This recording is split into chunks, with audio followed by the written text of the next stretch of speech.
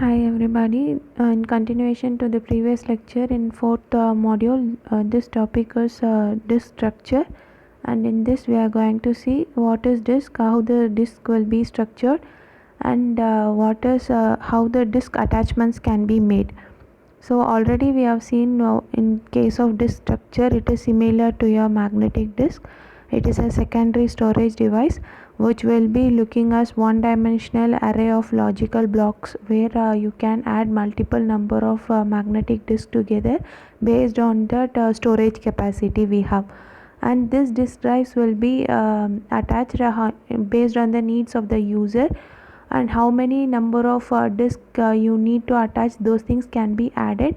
If we want to remove the number of disk, that is also be admissible, and it is mapped to the number of sectors, which mean for each disk we will be having the number of sectors, and each sector will be loaded with some number of data.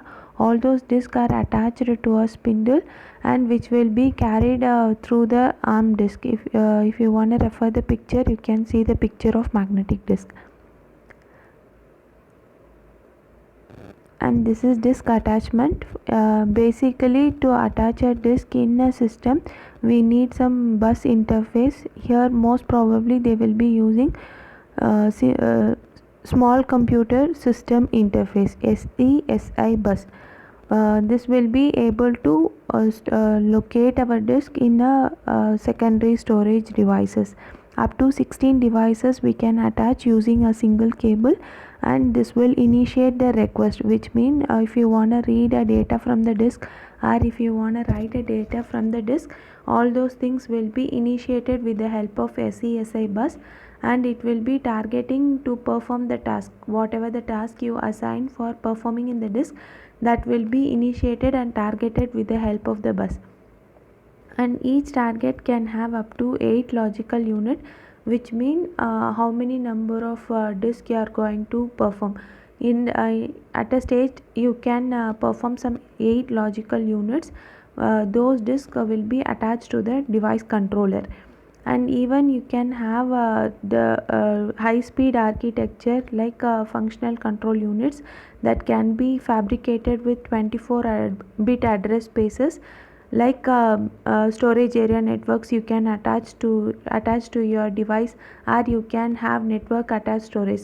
These things will come into control when you are working with the cloud computing. If it is a personal computer for a single usage, then we can go ahead with SESI buses.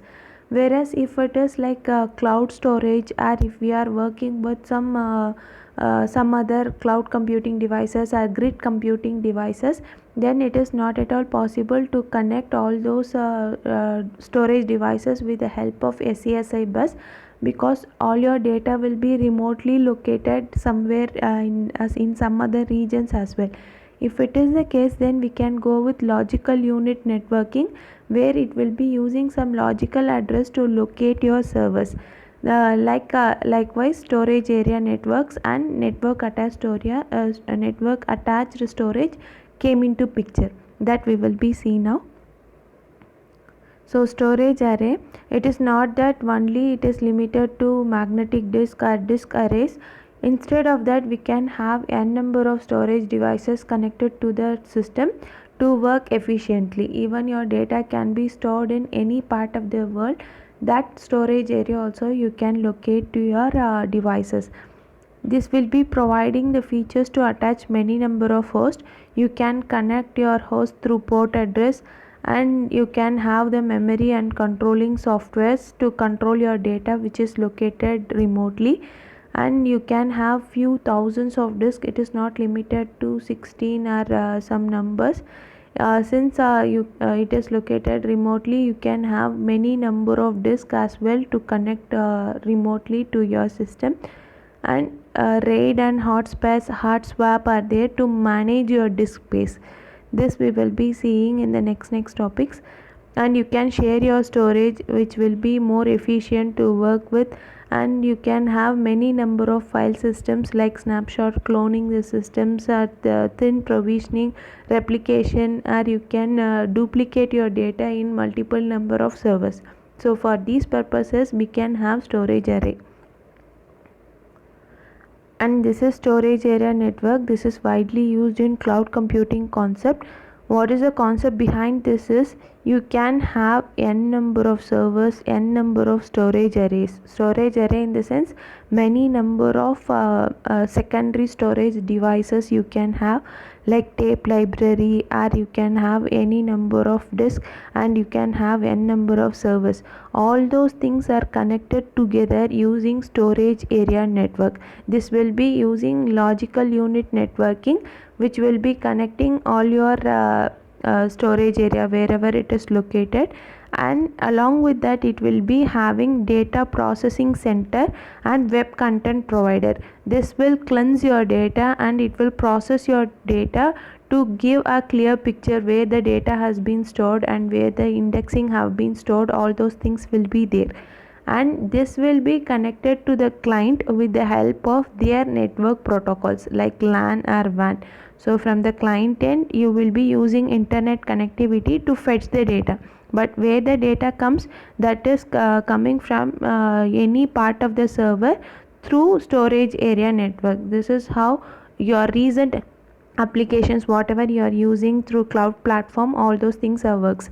In FB, for example, if you are posting a data or if you are downloading a video from the client end, you will be using your network support, but the data is not comes from your mobile device, or it is not coming from your own storage area. Rather it will be coming, or it will be fetching from the server which have been located in any part. Through that storage area network, it will fetch the data and it will bringing to the client device through client network protocols like LAN and WAN. And that is what the description part is. SAN is one or more storage area. It is connected to one or more fiber channel switches. Wherever it is, it can be connected, and it can also host the can be attached to the switches.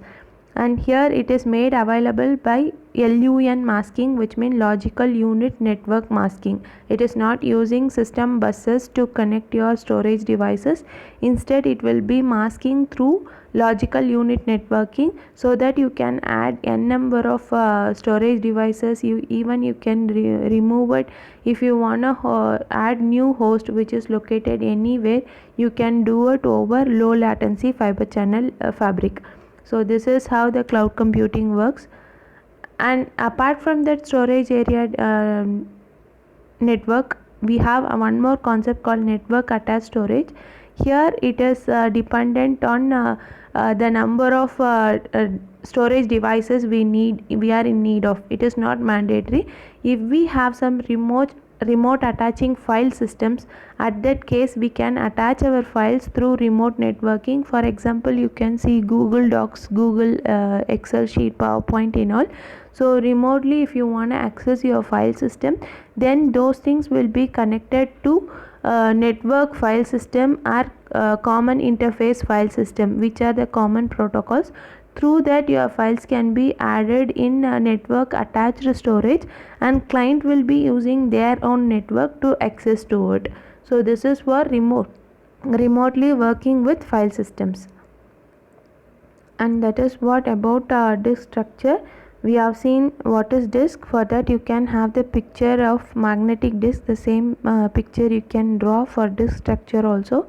Then we will be explaining how the disk will be and what is the purpose of having a disk structure, and how we can add some other storage devices like disk attachment.